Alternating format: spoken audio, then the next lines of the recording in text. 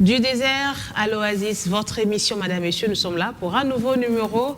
Et lors de la précédente émission, vous le savez très bien, il s'agissait de l'intelligence culturelle et Dieu. Et aujourd'hui, nous continuons dans ce même angle de l'intelligence culturelle et Dieu. Et parce que lors de la précédente émission, nous avons un peu avec notre invité fait le rapport qu'il existe entre l'intelligence culturelle et Dieu. Nous avons tiré comme ça quelques exemples de la Bible où le Christ lui-même, qui est l'exemple par excellence, il nous montrait comment il a pu vivre comme humain sur la terre en respectant la culture de l'autre de mieux. Il a vécu en bon terme avec tout ce qu'il y avait, toutes les personnes qui étaient tout autour de lui. Nous avons tiré aussi l'exemple de la vie de Paul, l'exemple que vous pouvez retrouver dans notre précédente émission qui est disponible sur notre chaîne YouTube, African Enterprise DRC. Vous pouvez revoir et revoir encore l'émission. Et aujourd'hui, nous continuons dans ce thème qui est l'intelligence culturelle et Dieu. Et nous avons aussi notre invité avec nous, l'évangéliste Léonard. Évangéliste, encore, c'est un plaisir de vous recevoir. Bienvenue. Salut, Madame Noëlla, et merci de l'accueil. Lors de la précédente émission, je rappelais à nos téléspectateurs que nous étions en train de parler de l'intelligence culturelle et Dieu. Et nous sommes limités sur ce point où nous étions en train de parler de comment développer notre conscience pour faire cette différence des cultures. Comment vivre cette intelligence culturelle, et on veut le continuer, bien sûr, avec vous, évangéliste, si vous le voulez. Mais bien entendu, Madame, parce que nous voulons vraiment que nos téléspectateurs aient un bagage qui leur permette de vivre dans ces villages planétaires tout en n'étant pas frustrés, complexés d'une manière ou d'une autre, mais en prenant avec valeur et avec amour ce que les autres peuvent avoir et qui peuvent se différencier de ce que nous pouvons avoir comme élément culturel sur lequel nous basons nos comportements. Vous avez énuméré, pardon, évangéliste, 2 points. Je vais rappeler ça pour qu'on aille vite. Le premier point, vous avez parlé des valeurs identitaires, positionnelles ou de prise de responsabilité et décisionnelle. Et en conclusion, vous avez parlé des risques et précautions. Tout à fait. Et aujourd'hui, on parle de quoi, évangéliste? Aujourd'hui, on pourrait parler encore d'un autre aspect. Quand nous avons parlé des crises, il était bien plus question de la conscience que l'individu a avant qu'il y ait des événements malheureux ou pas. Mais ici, nous voulons continuer, non seulement qu'il prend conscience, mais qu'il apprend à planifier. Oui, prendre conscience, c'est une chose, mais savoir planifier en est une autre. Et donc, ici, vous aurez aussi des personnes dont la culture démontre des éléments, des valeurs très poussés, de la manière dont ils prévoient et comment éviter des crises qui pourraient arriver. Donc, on ne voit pas qu'il y a une crise, mais on planifie. Et donc, nous parlerons de la culture, de gestion des crises et des catastrophes, ou non du tout. Alors là, l'élément important à observer, parce qu'il est question de devenir conscient et intentionnel de la manière dont tu prends les rapports avec, peut-être même avec tes employés, peut-être avec tes enfants et ceux qui vivent avec toi. Donc, tu verras qu'il y a des gens qui ont une culture très poussée et dans leur manière de vivre, tout projet, toute discussion sur une activité d'affaires quelconque, cette personne-là prend des précautions pour planifier des crises qui pourraient arriver. Et un exemple tout à fait concret là-dessus, madame, et tu verras ça dans les comportements des gens. Tu veux vendre un pagne à quelqu'un, à une dame, si elle vient de la culture où la gestion des crises est très poussée, elle va d'abord commencer à dire, mais ce pagne, oui, il est beau, mais est-ce qu'il va accepter les faire? Parce que si je le repasse, il ne va pas tout de suite. C'est une personne qui est en train de planifier une crise qui peut arriver si son pagne, avec les fers, ça s'est brûlé. Mais l'autre qui n'est pas de cette gestion des crises, elle verra le pagne et dit « mais je veux l'acheter, il est beau ». S'arrête à la beauté du pagne sans planifier ce qui peut arriver dans l'avenir. Et aussi, je voulais ajouter un exemple très parlant ici, Madame Noëlla et à nos téléspectateurs. Quelqu'un me faisait remarquer que il y a plusieurs personnes qui disent « je vais épouser cette fille parce qu'elle est belle ». Ça, ce n'est pas la culture de quelqu'un qui sait gérer la crise. Il ne dit pas je l'épouse parce qu'elle est belle, mais il va aller beaucoup plus loin que la beauté. Parce qu'il s'est dit, mais quand elle va tomber malade, elle n'aura plus cette beauté que je vois aujourd'hui. Mais est-ce qu'il y a des éléments de caractère sur lesquels je peux baser mon analyse? Donc, il planifie la crise qui peut arriver. Lorsqu'elle va accoucher, elle va prendre 50 kilos de plus. Est-ce que je saurais la gérer? La crise, c'est aussi donc cet élément-là que tu vas retrouver dans les comportements, même quelqu'un qui veut acheter une parcelle. Et tu verras, son analyse va être, est-ce que le quartier-là est bon? Est-ce qu'il y a des écoulements d'eau, il y a des évacuations d'eau prévues ou des choses comme ça? Pourquoi? Parce qu'il planifie que si jamais il achetait cette parcelle là-bas et qu'il arrivait à des problèmes, ceci ou cela, qu'est-ce qu'il faut faire en avant? Donc ça, c'est une culture. Il y a des gens qui sont appelés à développer ça. Par contre, d'autres personnes, la planification n'est pas leur affaire. Ils aiment bien aller à la va-vite.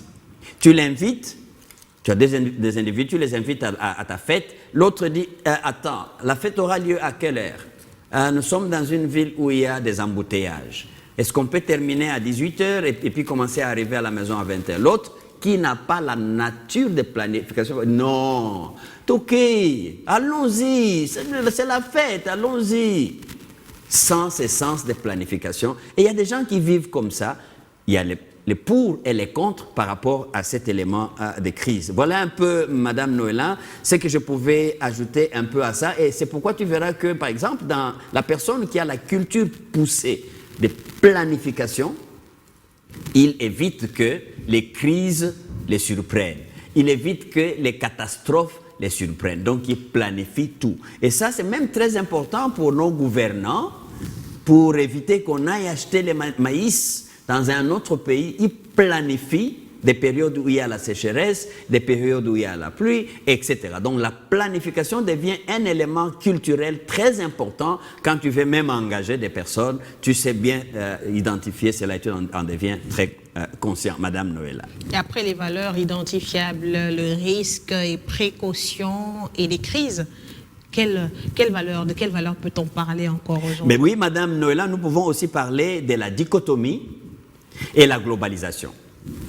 Des mots très compliqués pour nos téléspectateurs. Mais peut-être pour certains, expliquez-nous un peu plus. Alors, et donc, vous verrez, il y a des personnes, et ça tombe malheureusement beaucoup plus avec des personnes qui ont l'intelligence artificielle poussée. Parce que dans l'intelligence artificielle, généralement, c'est oui ou non.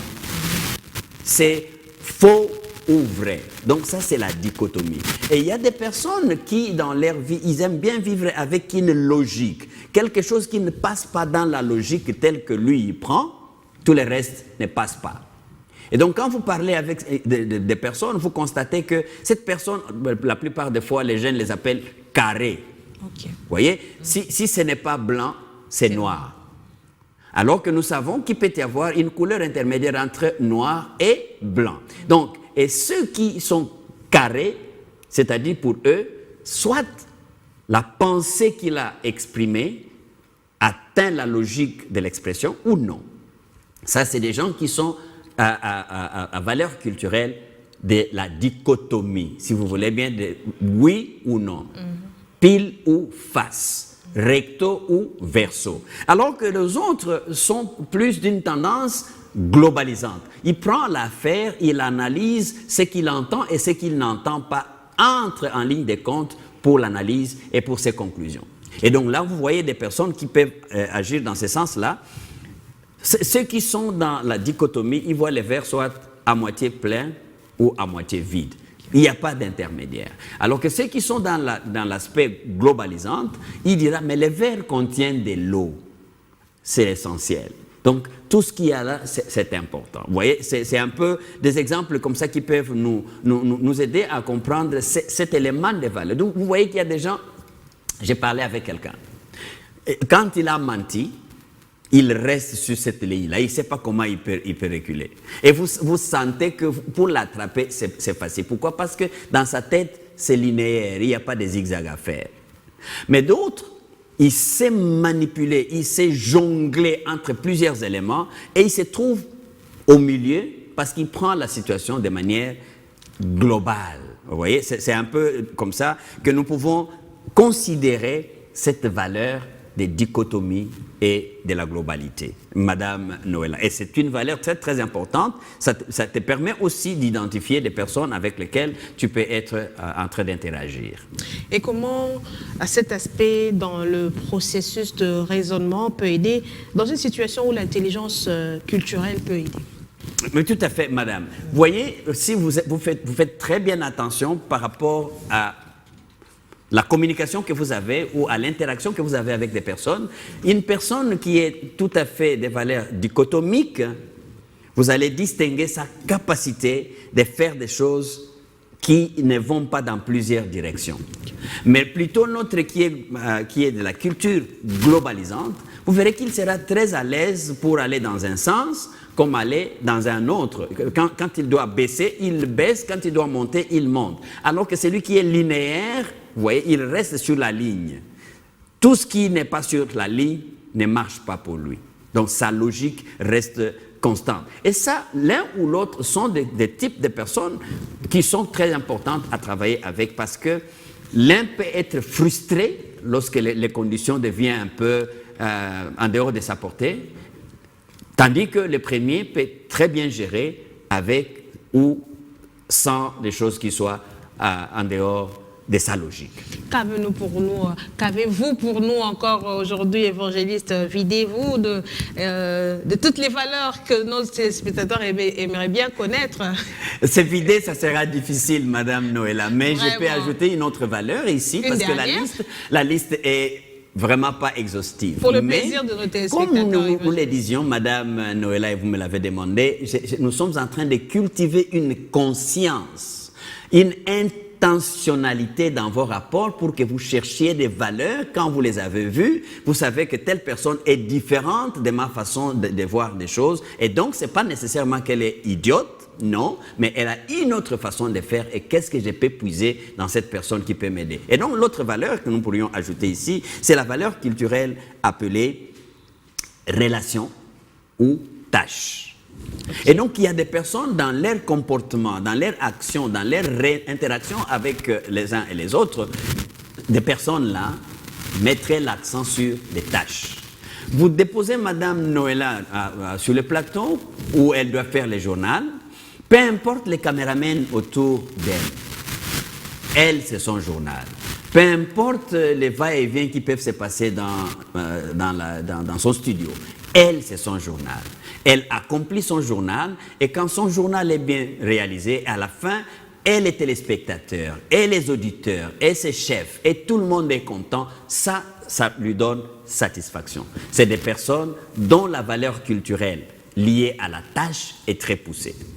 Par contre, vous avez d'autres groupes de personnes dont la valeur culturelle qui est plus poussée, c'est des relations. Peu importe le temps que cela devait prendre pour réaliser mon journal, le journal n'est pas plus important que de m'arrêter au milieu du journal, même si j'étais déjà en train de le produire, pour écouter l'instruction qui me vient de mon réalisateur. D'écouter les conseils qui me viennent juste du caméraman qui est sur la même scène avec moi. Vous voyez, la relation vient au-devant de la tâche. Peut-être cet exemple est beaucoup plus facile ou peut-être irréaliste pour d'autres personnes, mais vous pouvez réaliser ça souvent avec des patrons. Un patron qui vous traite juste, vous avez de la valeur si vous lui avez accompli la tâche qu'il vous a donnée. Mais si vous commettez une petite faute avec cette tâche-là, pour lui, c'est presque prêt à vous chasser. Il va vous dire, mais je vous paye mon argent, mais vous savez que je souffre pour ceci. Mais d'accord, monsieur, vous voyez, cette faute-là est arrivée, vous ne vous êtes même pas rendu compte que j'étais assis sur une chaise qui bougeait. Et donc, je n'étais pas très équilibré avec ma chaise. Donc, là, c'est la personne dont la valeur culturelle est plus approfondie sur des relations à cultiver que sur des tâches à réaliser. Qu'est-ce qui est important à réaliser dans ces deux éléments, dans ces deux valeurs, sur cet axe? C'est que vous verrez des personnes qui sont très bonnes pour accomplir, exécuter des tâches ici et maintenant dans les temps qui leur est accordé. C'est bien. Mais il y a des personnes aussi dont les relations vont permettre que celui qui accomplit les tâches les accomplisse dans un environnement avec une bonne ambiance. Et à la fin des comptes, la satisfaction vient de manière à ce que la communauté, les grands groupes, bénéficient du résultat du travail réalisé. Alors que l'autre, ce qu'il importe, que vous aimiez ça ou pas, tant que sa tâche a été accomplie dans les temps et dans les normes, cela lui va. Cela nous fait au total 5 valeurs. 5 valeurs. Que nos téléspectateurs ont très bien assimilées, je pense, et nous le croyons par la grâce des dieux. On aimerait quand même, ça semble être assez compliqué, assez difficile peut-être pour certains. C'est très complexe même pour d'autres. Alors, évangéliste, on aimerait quand même, au-delà de notre intelligence, au-delà de nos mots, au-delà des phrases qui sont sorties de nos bouches, demander la grâce des dieux. Tout à fait. Que cette grâce vienne aider nos téléspectateurs à mettre en application ce qu'ils ont reçu aujourd'hui. Est-ce qu'on peut prier? En priant, j'aimerais dire, Madame Noëlla, qu'au-delà de tout ce que l'on peut oublier, parce que la culture est ce qui reste dans l'homme après avoir tout oublié. L'intelligence culturelle nous pousse à développer plus les savoir-être que les savoir-faire. Car les savoir-être identifient l'homme humain et les savoir-faire est partie de ce qui entre dans l'homme anthropos.